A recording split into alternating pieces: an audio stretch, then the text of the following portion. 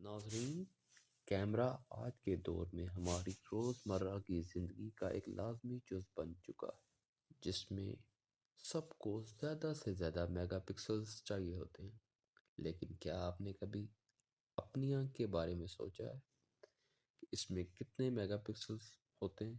انسانی آنکھ میں تقریباً 576 میگا پکسلز پائے جاتے ہیں۔ مطلب دنیا و آسمان کے نظاروں کو ان کی اصل رنگ اور شفافیت سے دیکھنے کے لیے انسانی آنکھ کو 576 میگا پکسلز درکار ہیں۔ میگا پکسلز ہے کیا؟ میگا پکسلز دراصل کسی بھی تصویر میں پکسلز کی تعداد کی پیمائش ہوتی ہے، اور ایک میگا پکسل 1 ملین پکسلز کے برابر ہوتے ہیں۔ انسانی ریزولوشن